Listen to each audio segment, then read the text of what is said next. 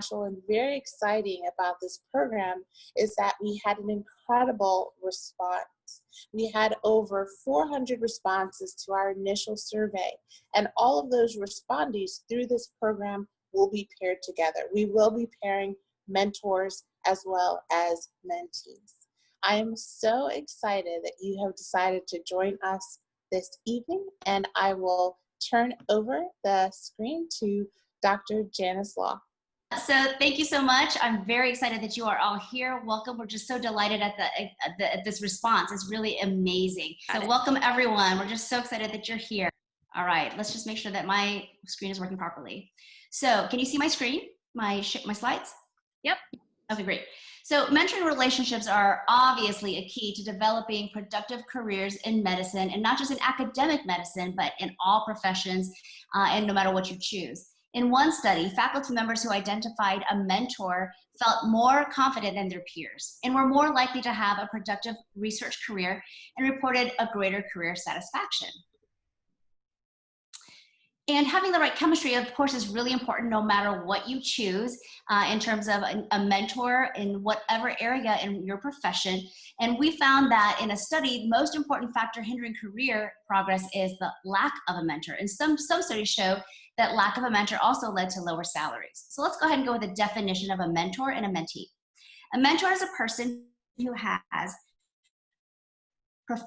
professional and life experience and who voluntarily agrees to help a mentee develop skills, competencies, or goals. A mentor invests in the mentee's journey of personal growth and professional development. So let's go over a few benefits of having a mentor. Successful leaders all have had mentors. They are more likely to get promoted. Mentors help with career planning and decisions. And you can learn from another's vision and experience when you have a mentor and broaden your perspective. Mentors help with problem solving and conflicts, and they can act as a confidant, as a safe person to share ideas. Benefits of becoming a mentor, which we hope that many of you will become a mentor in a few years, if you're not already, is that you can be part of a greater story and leave a great impact in someone's life. You can shape the next great physician or leader, learn from your mentee, build your leadership and communication skills, expand. It can become part of legacy. So we're very excited that you're all here. And so I'll let now our other moderators to go ahead and introduce our panelists. All right, thanks so much. So I am absolutely honored to introduce 2 out of our 3 panelists. I'm going to start with Dr. Sophie Bakri. Dr. Bakri is the chair of the Department of Ophthalmology at Mayo Clinic. She is a vitreoretinal surgeon, and she is absolutely fantastic. I can't wait for you all to hear her speak.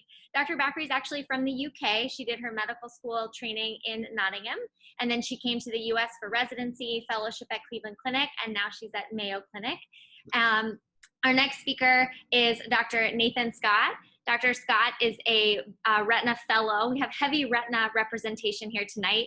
A retina fellow at Bascom Palmer. He also did his residency at Bascom Palmer and his medical school at Harvard. Very prestigious academic history. He's also a HEED fellow. He's done really amazing research for his level in training. So welcome, Dr. Scott. Thank you. Happy to be here. Thanks for having me. All right, and so I am going to introduce Dr. Ninita Brown. And so Ninita is an amazing soul. I'm going to tell you just a little bit about her. She completed her MD PhD at Duke University. And after that, she completed her ophthalmology residency at the same place that I did, at Howard University Hospital. And then she completed a 2-year glaucoma fellowship at Duke. During her limited free time, Dr. Brown has served as an advocacy ambassador for the AAO. She has also served on the AAO's Young Ophthalmologist Committee. She currently serves as a CME chair for the NMA Ophthalmology section. She serves as a mentor for the AUPO's Minority Ophthalmology Mentoring Program. And this fall, she'll be co-leading the mentoring program for women ophthalmology with me. During her free time, she advocates for social justice and she loves to bake. We are so thankful to have her expertise this evening. Welcome, Dr. Brown. Thank you for having me. Let me unmute myself. Dr. Bakri, I'd like you to take the floor and give us all of your amazing tips on mentorship. Sure. So I think Janice gave us a really nice introduction as to why one would want to be a mentor and, you know, what a mentor is. And I love mentoring. I just love to see the growth in other young medical students, physicians. It's really a really wonderful thing to do. Now, there are mentors, there are coaches, there are sponsors. These are not all the same thing. So if somebody comes to me for mentorship, typically they're at a certain stage in their career, they want to get to the next stage, and they want me to guide them as to how to get to the next stage.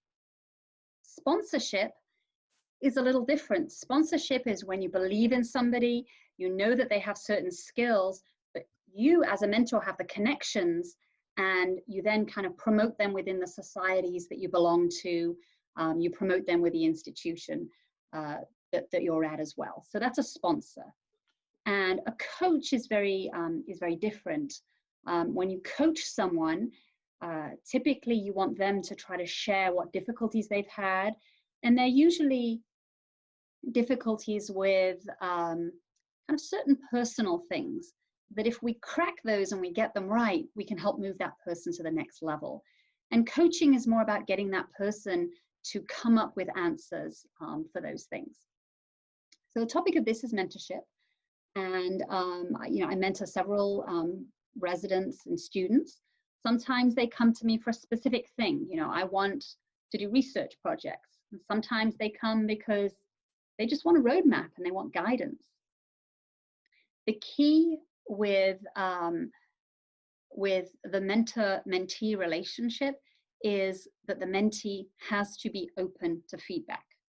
And we all know that feedback is tough, okay? Even someone like me who's done this for a long time, when I get some feedback that I don't really like, I have to say it hurts, okay?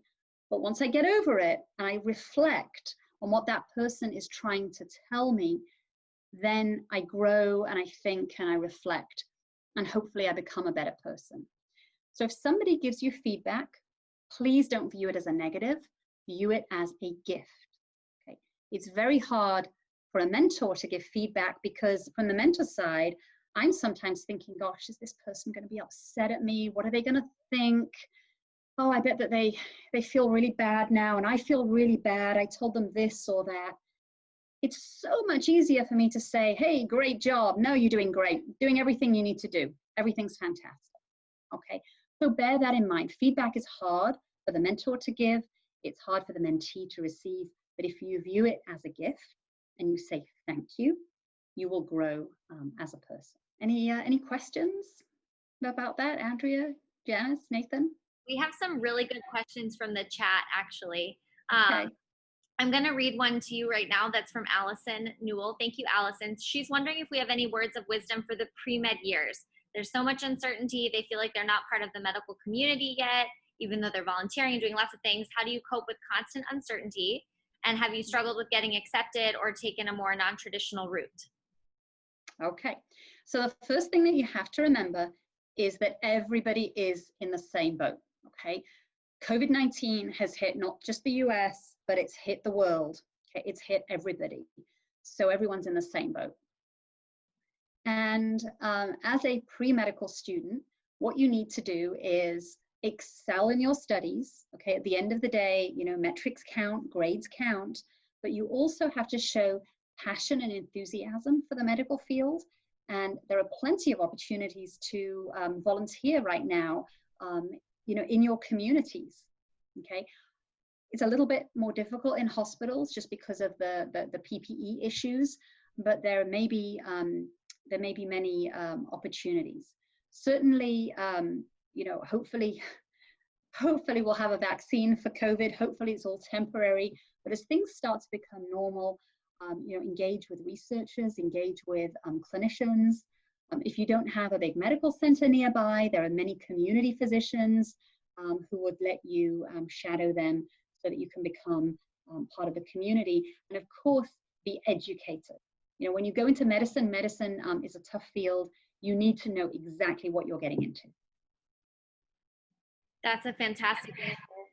I think we have a little bit more time. I'd love for you to expand upon your experience coming from outside of the US and then coming to the US for medical training. I know we have a lot of people outside the US tuned in, and they would be very anxious to hear about your experience with that and any tips you have for that.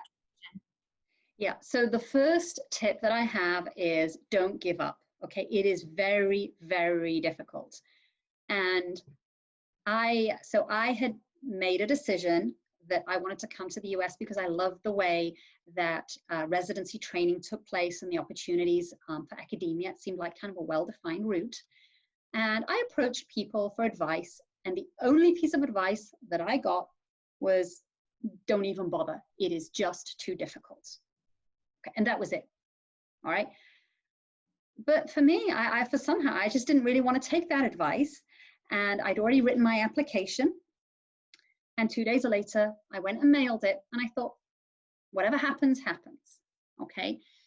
But I'd already done the USMLEs. Okay. You have to do the USMLEs. Try to do them on time in medical school. While many people do medical school and then they spend a few years doing research in USMLEs, if you want to accelerate things, just do the USMLEs in medical school. You will need to do some research. You will need to distinguish yourself.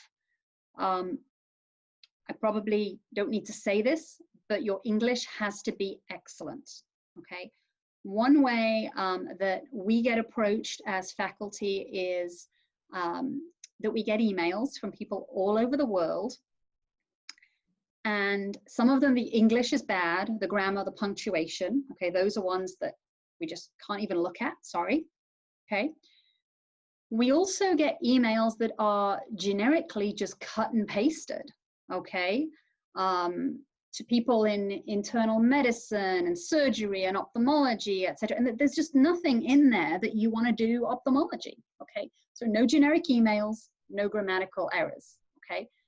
When you cold call someone, cold calling is difficult anyhow.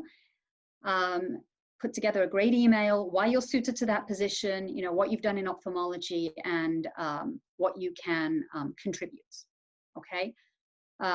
Obviously, you have to have the background, okay? Your scores have to be great, you know, your letters from your rotations, everything has to be great, but there are a lot of people that are great, so try to distinguish yourself.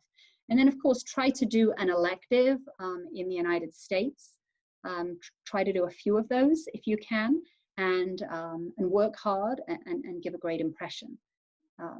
Ideally, it is nice if you can bring something extra.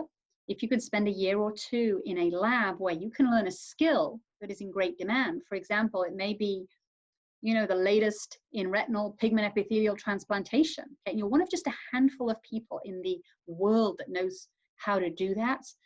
That's definitely an asset. It's fantastic advice. We're going to have more time at the end for Q&A. Thank you so much, Dr. Bakri. We're going to move on to Dr. Ninita Brown, and we'll come back with more questions. So I didn't do very well on the USMLE Step 1. I think I got like a 215. Even though I was a medical student at Duke, even though I had done like Unite for Sight, and I had done research in ophthalmology under Dr. Toth, who was a retina specialist there. And I even done the Ravinable program, which allows medical students and residents to present their research at our national conference. So I had been involved in all these things, and I went to my dean, and he was like, "You're not going to get into ophthalmology." And it was difficult. I think I probably applied to like 50 different programs, and I interviewed at maybe 7, and I ranked them all. And when I matched at Howard, I was so excited, and I ended up doing my intern year out in California. I did a transitional year, and when I was out there, one of the other residents said to me, "You're MD PhD, you went to Duke, like, why are you going to Howard?" And I remember thinking to myself, like, oh my gosh, did I choose the wrong program? Did I preemptively apply? And I was very stressed. And then when I got to Howard, I found the best mentors that I could have ever found. So it all worked out for me. I had mentorship from like my chairman. I got letters of recommendation. I was able to go back to Duke for fellowship. One of the things that we were able to do while I was a resident was to create a rotation down in Orlando. So we doubled our numbers of cataract surgery. So it all worked out in the long run. As a fellow at Duke, I did a lot of research. And so for you guys who are looking for research opportunities, reach out to the fellows because they're overworked and they need help from medical students, from residents, from pre-meds, anybody, because they have to do a lot of research and it's a lot easier to have access to them. So I gifted a lot of research projects. So Michael Quest, he's a resident now at Duke. He actually was a medical student and did the research project for me when I was a fellow. So it's while climbing, you're still reaching back, helping people. Now that I have a job and I'm getting paid, people are always asking me about getting jobs. So the 3 advices that I would have is, for your first job, you really can't get everything you want. And probably for residency, it would be the same thing. Usually you can't get the pay as a resident. It's very difficult to get paid well as a resident. The people, I would really take that into account because I think that is my story from Howard. The people that were there and at that residency program were really my life source. Throughout fellowship, throughout job applications, just period, they were my mentors. And then the last thing is people really get fixated on where they want to live. They want to be close to their family. So they really worry about where they're going to live and I want to stay here and I want to get a job here. And I think for residency, you really, really should focus on the people more than anything, because in the end, you can get a job anywhere. If you're an ophthalmologist, you can get a job. So I know everybody wants to be close to their family because medical school, you want to be close to your family. Residency, you want to be close to your family. But I think during this time, you really got to focus on where you can get the best training and the best group of people to support you. This is fantastic. You're so inspirational, Dr. Brown. I love this. There's so many good questions in the chat. Usi, if you want to chime in too with any other good questions here. Yes. So one of the participants actually asked, what made you interested in ophthalmology? So for me, I that's why I got a 215 on my USMLE, because I thought I was going to be a pediatrician when I was a medical student. So I didn't really study too hard for the test. And then I went and did the PhD. And the PhD, I was doing cardiology, pediatric cardiology research, but I was doing imaging. And so that's how I hooked up with Dr. Toth, because she was doing imaging of the eye. So I ended up doing research with her, doing imaging of the eye. And I was like, this ophthalmology is way better than taking care of kids and cardiology. And they can have it. I'm going to be a surgeon. So I went and I did Unite First Sight. It's a great program. You could, for you guys who are kind of in these transitions and you don't know what you want to do, I suggest volunteering. International programs, if they're still open. For the medical students who are looking for away rotations, we just reopened our away rotations at Emory. So you might want to retry to connect to a lot of the different programs. But that's kind of where I started. I started probably a little too late, but I was able to get a research paper and able to have some experience firsthand doing ophthalmology. And I know you mentioned the fact that at Howard, you had incredible mentors that pretty much shaped your career, especially when you were looking for a job. Sometimes when you have one mentor, but you realize that that there's a possible mentor in another place, it might be difficult to connect to that mentor. What do you feel about asking your current mentor to connect you to somebody else? So the way that I approach mentoring and just in general, so when you go to medical school, you're going to learn about a SOAP note. Has everybody heard of a SOAP note? So a SOAP note is kind of how you examine a patient.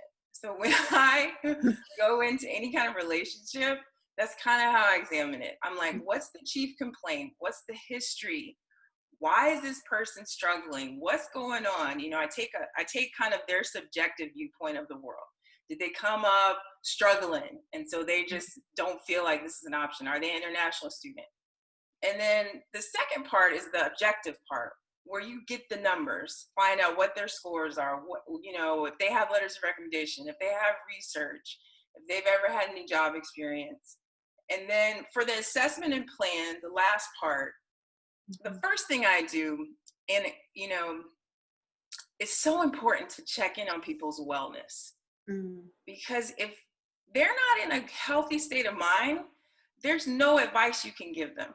So I think the first thing you do in your assessment and plan is make sure people are well enough to take your advice. Make sure they're not in the midst of a pandemic. Make sure that they're not in the midst of protesting for Black Lives Matter. You know, like, take a little stock of the person that you're dealing with, whether you're the mentee or the mentor.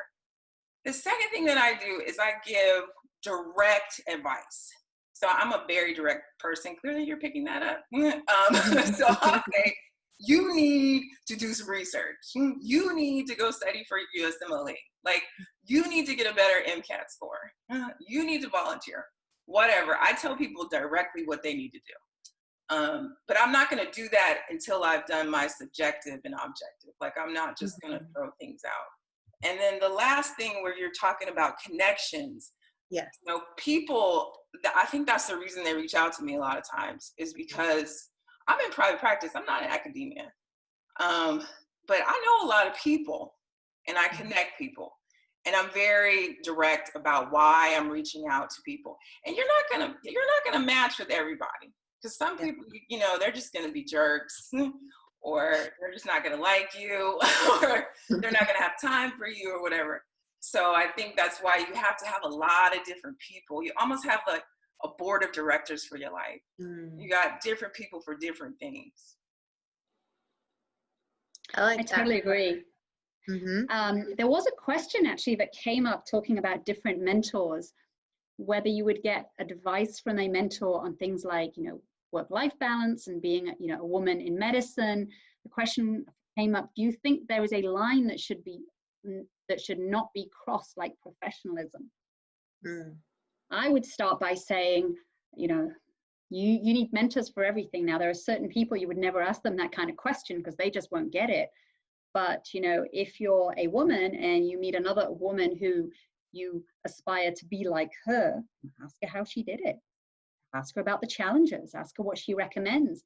What mistakes did she make? Where did she wish, what did she wish that she had known earlier, for example? As a surgeon, I've been in the operating room with, I remember one time it was a female resident, and I asked what she was going to go into. Had she even thought about that yet? And she turns around to me and she goes, well, not retina, because I want to have a family. And I said, okay, you and I need to talk. It was a little bit difficult to talk in front of the patient, but that started a very long conversation about choices of careers. And I mean, I have a family, I have a husband and 4 children, and you know, they mean everything to me. But it sort of upset me to hear that from a resident, that she didn't think that that was compatible, that the family and the career, you know, weren't compatible. But I definitely think that one should discuss these things, should discuss challenges openly, because that's the way that will push our mentees to get to the next level. We can't have anyone think that there's a ceiling, okay? You know, whatever ceiling there is, whatever glass ceiling, we just need to keep breaking through those ceilings. And as mentors, we can help our mentees. And part of breaking through a ceiling is believing in yourself and believing that you can do it. Oh, so good. This is amazing. I'm going to move on really quick to Dr. Scott, just so we have time for more questions at the end. So Dr. Scott. All right. Again, thanks for having me. So yeah, just, you know, I think I'm probably the earliest on in his career on here. I'm a first year vitreoretinal surgery fellow at Bascom Palmer. And, you know, my sort of trajectory has been very, very different and sort of winding and turning. So I'll sort of go through that a little bit, because I had a lot of mentors and even mentees sort of along the way. But basically started out in college as a biomedical engineer. I did engineering school, and that was sort of, sorry, I'm going to improve here. That was where I started. That's where I thought I was going to be. And then once I decided on medical school, it was pretty late. So I ended up doing a post-bac at University of Pennsylvania, where, I did all of basically the medical requirements, continued with the engineering things, and sort of ended up applying to medical school. And then I went to Harvard, and I essentially, again, was in the hospital sort of thinking to myself, is medicine really where I want to be? I see all these problems in the hospital and the way sort of healthcare systems sort of work, health disparities. So I was like, maybe I want to actually go to the School of Government and maybe learn how to do health administration and policy. So then I ended up doing that, 2 years off of medical school, went and did that, and then came back to medical school and sort of fell into ophthalmology, really. And it really was my mentors that sort of convinced me that this is where I wanted to be, and this is sort of the road that I wanted to sort of to follow. And that was, Dr. Chodosh up at Mass Eye and Ear, and Dr. Chen, who are cornea and glaucoma specialists. And now I hear him as a retina specialist, who even more mentors sort of guided me in that way. So I've really relied on mentors throughout my entire career. They've completely changed everything that I thought that I wanted.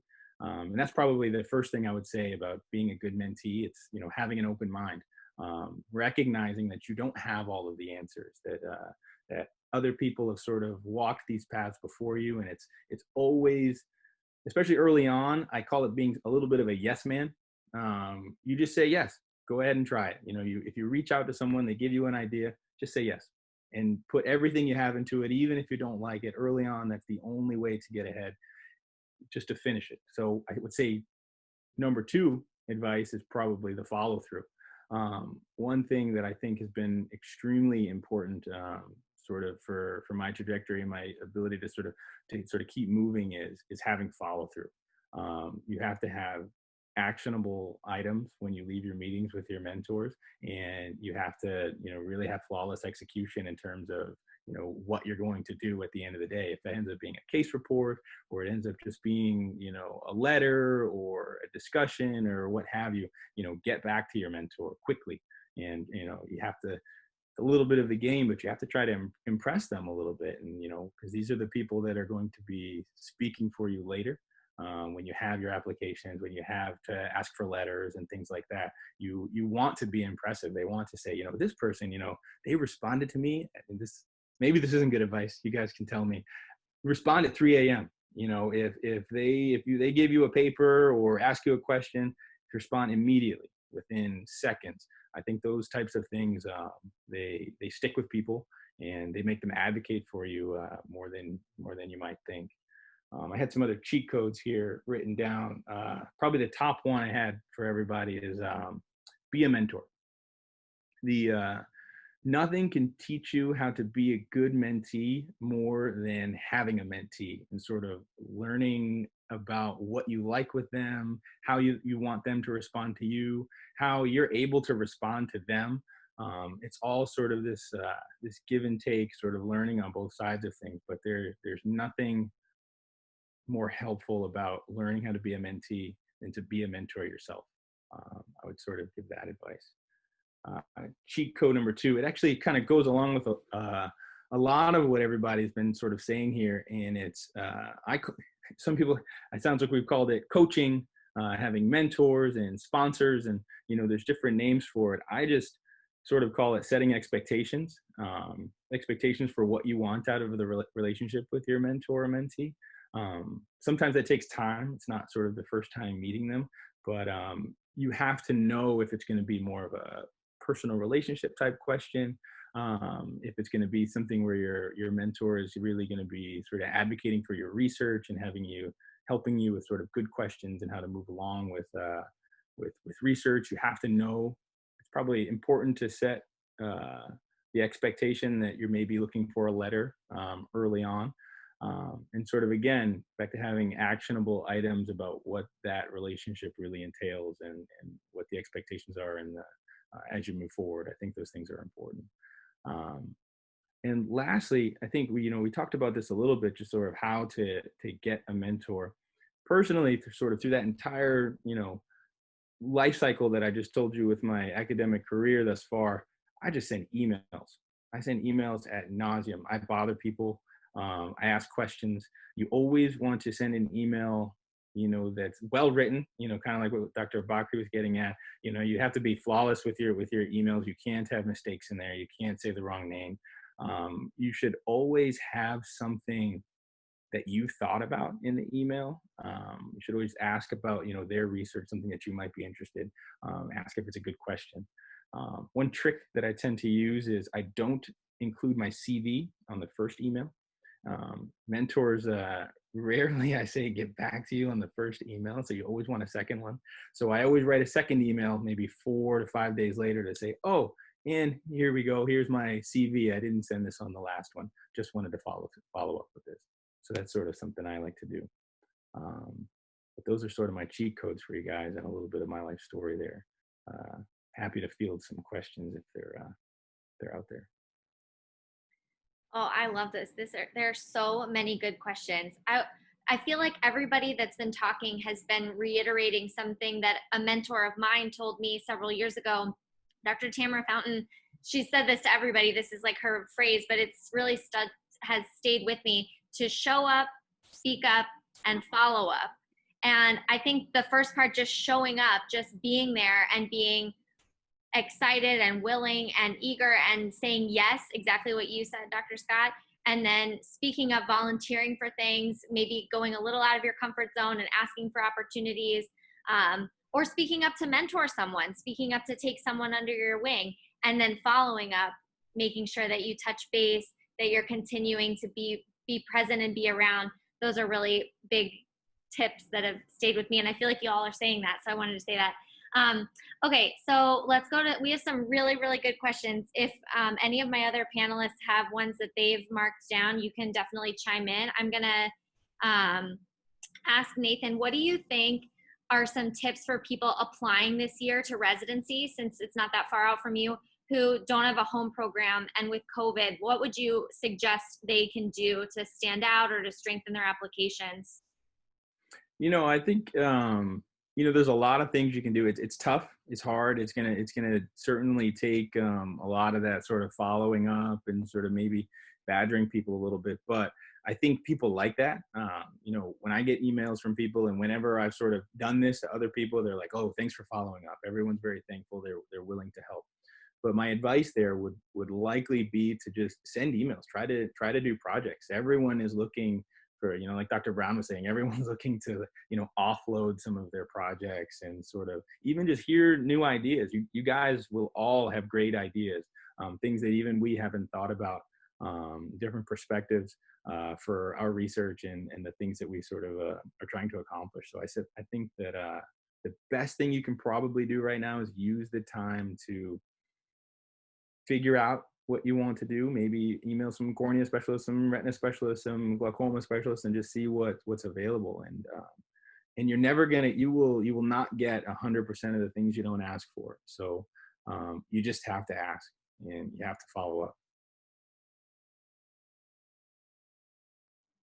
Agreed. Do any of our other speakers have any suggestions for people applying this year that are worried maybe they don't have a home program, or maybe just their clinical rotations have been canceled?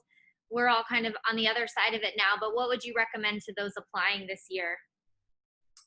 I have students rotating with me in private practice, so that might be another option for some of you guys that are not able to do that. I love that, Dr. Brown. I feel like people forget about all the private practice opportunities and only think about academic rotations, but there's so many amazing private practices. I think that's a great tip. I totally agree. I think this is exactly like, you know, applying to, you know, college. Some people apply to college and they have all the opportunities right there. They're not necessarily the best candidates. Sometimes the best candidates are those who haven't had opportunities but have gone to seek out opportunities and have, you know, thought out of the box. And that shows. I mean, I like to see people who are driven, who have thought differently, not somebody who had every opportunity and didn't make the most of every opportunity. So if there's a candidate who does not have a home program and you go out and you find opportunities, and you know that candidate excels, gets great letters, even tries to initiate some research projects or questions with someone in private practice, that is very, very impressive to me. Okay, and I often find that people who have it all, you know, on a silver platter, just don't make the most of their opportunities, and that's not so impressive. I think it's important to sort of add there that it doesn't have to be in ophthalmology. When I was applying, I only had maybe 7 months to get ready for my ophthalmology application. But that being said, I did a lot of things in medical education, in health disparities, and with the engineering stuff. You know, I had some patents and things like that. But all of that was super important because there was follow through. You completed things, and I think that's what programs and program directors, you know, really like, just someone who is engaged and is clearly excited enough to complete projects. So I think that's important as well. So I see a question in the chat, and it basically asks, if you're wanting someone to be your mentor, do you just say, hello, can you be my mentor? How do you approach someone to actually make sure that relationship is understood? It might be best to approach someone with a specific angle in mind. As we said, you know, there are different mentors for different aspects of things. I would tell someone you'd like a 5-10 minute phone call to just learn X, Y, and Z from that person. Yeah, I think I would agree. I think having a specific question in mind, you know, specifically, you know, sort of, again, actionable. What I would do is I Google the person, I see what their last, you know, 5 or so papers have been. If I'm interested in them, or I have a good question that might add on to some research or just something I've been thinking about, that's what you ask about. And you just start it there and you say, hey, I would like, you know, some advice on how I might be able to approach this. You know, be honest with your situation. If you don't have a home program, you say that. I don't have a home program. I don't have any mentors in here. I like what you've done in such and such part of your research. I was hoping that I might be able to find some more information about that, or if you might be able to talk. And it's usually that simple. And I saw a question there about how do you get the email. It can be a little more difficult, but it's asking around. Ophthalmology is a very small community, and we all sort of know each other for the most part. So if you have to be a little bit direct, and sometimes that can be uncomfortable, but again, you won't get 100% of the things you don't ask for. I would also start with low-hanging fruit. So like other medical students, residents, like people who you might have more access to. Like, don't jump for the chairman of the department. Maybe start out with like the residents, warm up your email before you send it to the president of the academy. That would be my suggestion. But if you're actually interested in something, that's exactly what I did. I went to CEOs of companies. I went to chairmen of departments, and they're willing to talk. They sit down, they make time for you. It's really as simple as being engaged. And if you're excited about it, they're excited about it. So I do agree, low-hanging fruit is a good way to go about it, but don't be bashful. So I have a question that came in earlier today, and I think it's really interesting. The question is really asking, what if you need a mentor, but not for another 2 years? How do you keep the relationship going? How do you make sure you maintain that relationship so that it becomes relevant when the time comes?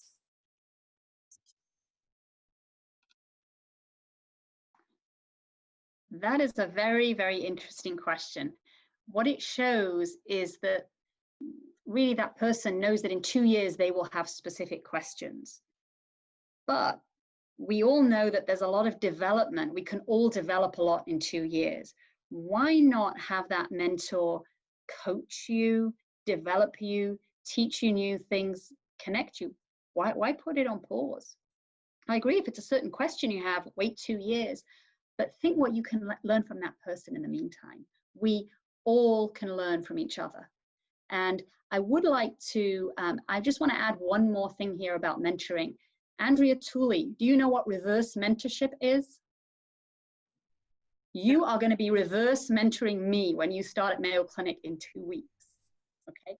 Reverse mentorship is when you find a younger mentor. So Andrea's going to be my mentor. She's going to reverse mentor me and all the things she knows about social media and about the things of her generation. And I'm going to mentor her about all the things I know about my generation, which actually might be a little out of date for Andrea. But I think mentor and think about reverse mentor. I just love that term. I would say you don't know what you don't know. So I would be careful, like putting things off. I think like if you're a pre-med or a medical student or resident, like you don't even know like how to do surgery. Like you don't even know what you don't know. So I would be careful, kind of hanging back. And then in terms of like rotating as a medical student, as a resident, the advice that I was given was play the part.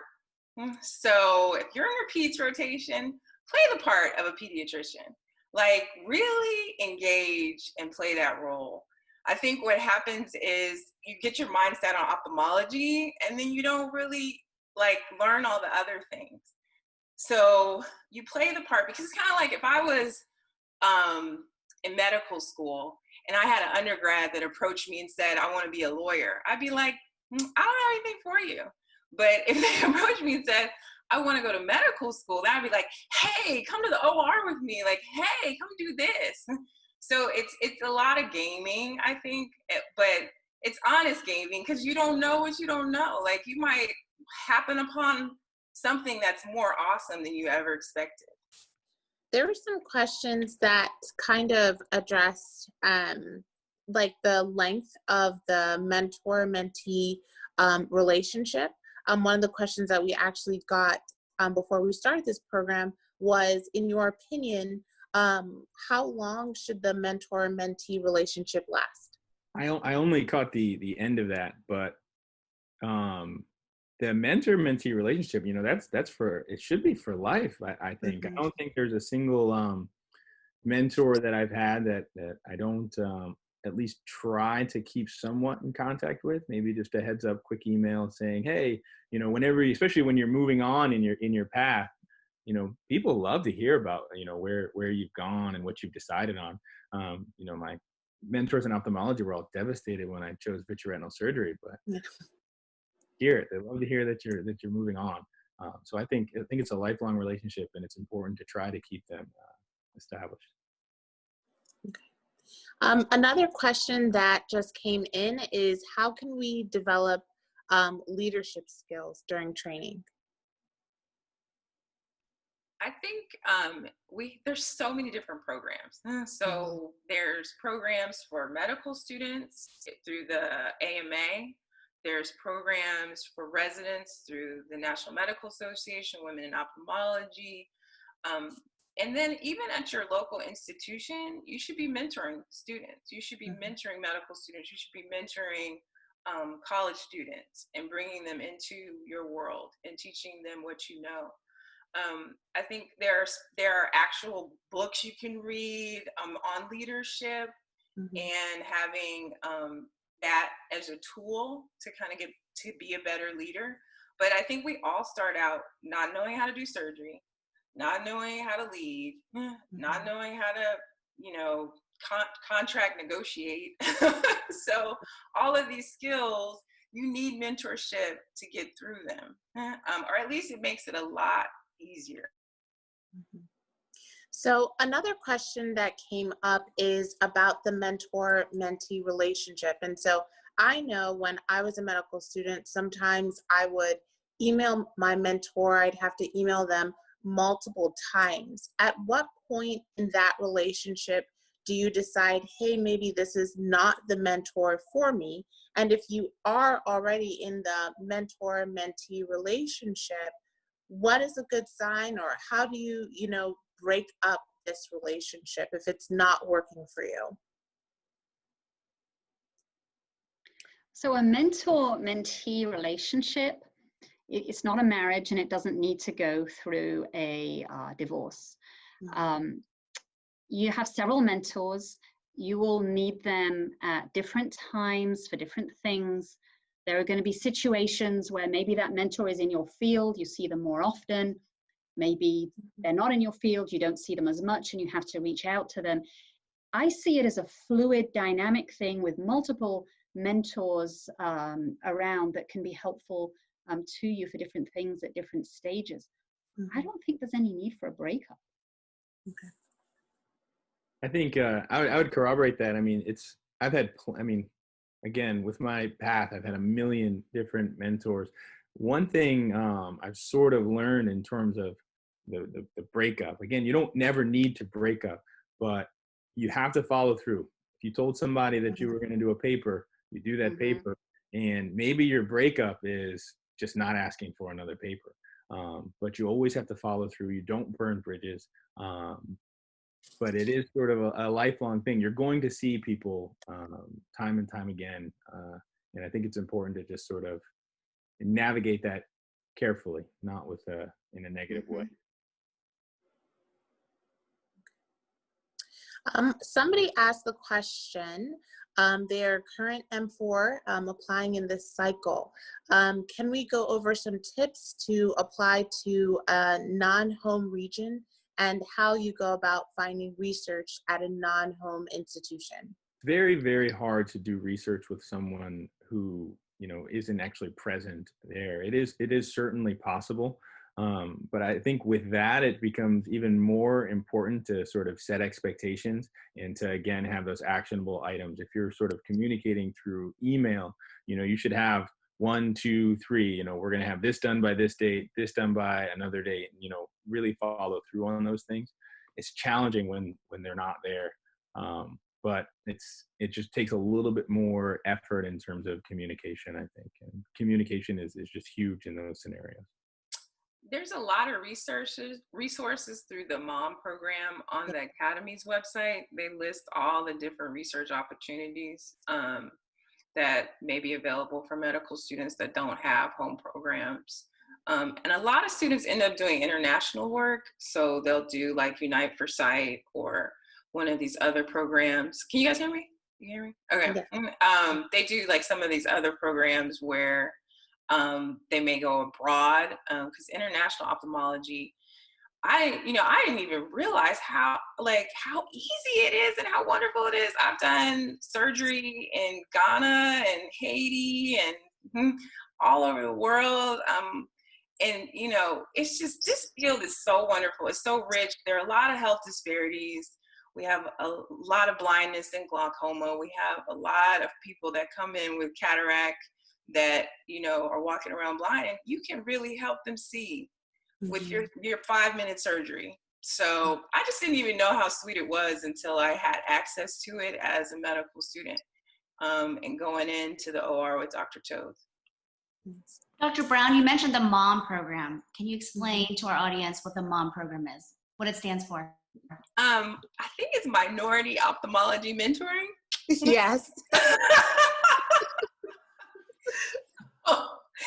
I'm one of the mentors, and I'm on the task force, I think. Yeah, so I should know. But it's for medical students that are in their 2nd and 3rd year.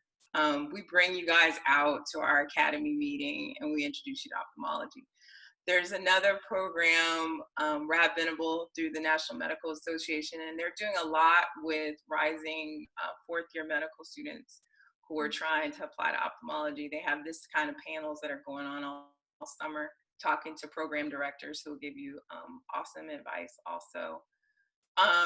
There are a lot of different programs, I think, that are trying to do more because they know that you guys are stressed and that COVID is going on. So the program directors are really trying to do more. They're doing virtual tours of their residency programs. They're doing a lot. So you just really have to reach out to them to let them know that you're interested.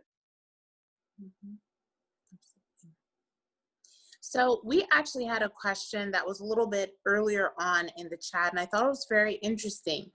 Somebody asked, at what stage in your career would you start looking for coaches versus sponsors versus mentors? So I would say for me, I got a coach when I was looking for a job. Because I didn't know how to do that. Like, I didn't know how to figure out like how to get a job, because I had never done that before. Like, I knew how to get into medical school, I knew how to be a resident, but I never learned how to get a job. And that's not really something you're taught during residency. So I needed a coach for that. I needed a coach to teach me how to do coding, you know, all of these different business side of medicine. I think I needed a coach. Mentoring, I think I just, you know, when you get down and you're worried and you're stressed and you need a little like, hey, it's going to be okay. I think that's where, you know, these sponsors and these mentors come into play. At least for me, that's what my experience has been. Mm-hmm. And so I think sometimes as a maybe like a medical student or a resident, you might feel like you are bothering your mentor by constantly emailing them. When you have your mentor-mentee relationship, how often should you, as the mentee, be checking in with your mentor? I think you have to remember that mentors are very busy. And if you initiate the contact when you need something, it is way better because they don't have in their calendar necessarily that they have to check in with you. I tell my mentees, if you don't hear from me that day, just email me the next day or the day after. And by the way, just text me, page me, do whatever you need to do to get hold of me. Because the truth is, we are very, very busy. And even if we're just a clinician and you're in surgery all day or you're between, you know, cases and you don't answer the email, the mentee is probably thinking, gosh, she's ignoring me, you know, and feeling really bad about it. But the truth is, I probably skimmed my emails between my cases and saw a whole bunch of them. And I thought, okay, which are the fires that I need to put out in this 15 minutes or so? So don't take things personally and, you know, contact them. And especially if it's something urgent, tell them you need, you know, 5 minutes, you have a specific question, when can you contact them? So I'm going to ask one final question and then I'm going to wrap up here. Dr. Bakri, you mentioned this at the very beginning, and for those who are just now joining us or missed your answer, there are a lot of questions for international medical graduates or foreign medical graduates who are looking for research opportunities and also for programs that are potentially IMG friendly. What's the best way for someone who's not in the US to actually make those connections and find out that list of resources? So that's a great question. Okay, so ideally, if you have a connection of some kind, you know, if there's a physician in the US that you or your family know that knows an ophthalmologist, you know, somebody that knows somebody that knows somebody, that's obviously the best way to do it. If you don't and you decide to cold call, I will say again, it has to be a perfectly written letter, no grammatical errors, no obvious cut and pastes where the Dear Dr. Bakri is in a different color or a different font for the rest of the email that talks about your passion for internal medicine, for example. Okay, I've seen all of this. This doesn't fly. It has to be a very well written letter to a person saying why you're interested, what it is that you can offer, what your goals are. Just be very kind of direct and spell it out. You may have to send hundreds of emails before you get a response, but you know, that's life. You just have to do it, and I think, you know, your persistence will pay off. The other thing is there are pre-residency fellowships out there. If you look at SF Match, there are many pre-residency fellowships that aren't clinical, and there may be other sites, and if not, we should definitely think of putting sites up of places that will accept research fellows and research trainees. I know other specialties have that, but potentially we could even do that for ophthalmology. So persistence, I guess, is the answer. Well-crafted letters. Wonderful. Thank you very much. As we wrap up in the last 2 minutes here, I'm just going to list a couple bullet points that I've heard earlier today, and also some of bullet points I've found in literature about being a mentor, the qualities and skills that make you a successful mentor. A mentor is a promoter, a facilitator, inspiring, active listener, builds trust, encouraging, identifies goals, provides corrective feedback, and very critically knows the mentee so well that they know the mentee's potential. And that way that you can sponsor them and promote them properly in the right channels and avenues that will make them successful. A mentor is able to help that mentee develop their capabilities, manage risks, be a good motivator, be introspective, and checks in often despite their progress. As for a mentee, I highlighted in red some things that we don't think about often, but it has to be an active listener, often asking questions, takes initiatives, respects confidentiality, has a willingness to learn and change, maintaining trust, and then also is very self-reflective and independent in this area, and takes responsibility. has a very deep commitment for the relationship, follows through on commitments, we've heard that today, and communicates well and communicates often. And so some take-home points is mentoring someone will change a life, and your life will also be changed. Leaders and successful physicians have multiple mentors. Being a mentee will also teach you about mentoring others in the future. We talked about that as well. And mentees also have an active role to play in a successful relationship. It's not just a passive reception of the mentoring. You have to take an active role and take initiative in your own success story. And then the final slide here is to show the different resources that have been mentioned today. We've talked about the American Academy of Ophthalmology has resources through the Young Ophthalmologist Program and the Minority Ophthalmology Mentoring Program, as well as we've talked about the NMA. I think we talked about the NMA a little bit earlier today, and there is the Rab Venable Program. I put the link there. You want to look more into that. The AUPO, which is a society for chairs, program directors, and medical student directors, also has information on their website. And then I'll slide over here to the Women in Ophthalmology website. There are mentoring programs there in that organization as well. And one organization that we forget about is our own state society. So every state in the US has a state society that offers help too, as practicing physicians and academic physicians in the state who can offer mentoring and kind of get you connected and plugged into regions or states that you might be moving to, as well as just knowing what practices might be able to take a resident or take a medical student who are rotating. I'm going to wrap up here and see if anybody else has any final statements. Thank you all so much for joining us. This was an exceptional webinar, our first one, part of our virtual ophthalmology mentorship program. We're hoping to have these about monthly through the summer. So stay tuned for more webinars and for our mentorship program to get going. But thank you all for being here. You can connect with us online. And thank you so much to our speakers. Thank you. Take care. Thank you. Bye. Bye, everybody. Bye. Thank you.